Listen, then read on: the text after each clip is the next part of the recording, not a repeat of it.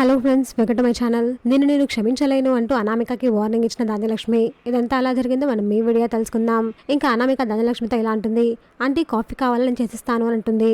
వద్దులే అమ్మ, మళ్ళీ కాఫీ అడిగి నేను టార్చర్ పెడుతున్నాను అని నా మీద కేసు పెట్టినా పెడతావు, అవసరం లేదు అని ధాన్యలక్ష్మి అంటుంది. అదేంటంటే ఎలా మాట్లాడతారు అని అనామిక అంటుంది. ఇంకెలా మాట్లాడమంటావమ్మా, నువ్వు కళ్యాణ్ ప్రేమించి పెళ్లి చేసుకున్నారు. ఈ ఇంట్లో నిన్ను ఎవరు ఒక మాట అనకుండా చూసుకున్నాను. నేను ఒక రకంగా చెప్పాలంటే నా కొడుకు కంటే ఎక్కువ విలువ నీకే ఇచ్చాను. కానీ నువ్వు నాకు ఏం చేశావు? నా కొడుకుని అరెస్ట్ చేయించి జైల్లో పెట్టావు. నా కొడుకు జీవితం మీద చెరిగిపోని మచ్చ వేశావు. అందరి ముందు నా పరువు తీశావు. ఇదే నువ్వు నాకు ఇచ్చిన గౌరవం అని ధాన్యలక్ష్మి సీరియస్ అవుతుంది. మరి మీ కొడుకు అప్పుతో తిరుగుతుంటే నన్ను చూస్తూ ఉండమంటారా ఆంటీ?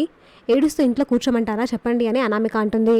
ఒకవేళ నీకు అంత బాధ ఉంటే ఇంట్లో నేను ఒకదాన్ని ఉన్నాను, నాకు చెప్పాలి. నీకు నిజంగా అంత కష్టం వస్తే నేను ఊరుకుంటాను అనామిక? నా కొడుకు ఆఫీస్ బాధ్యతలు తీసుకొని వారం రోజులు కాకముందుగా వాడిని పోలీస్ స్టేషన్లో నిలిచిపెట్టావు అని ధాన్యలక్ష్మి సీరియస్ అవుతుంది.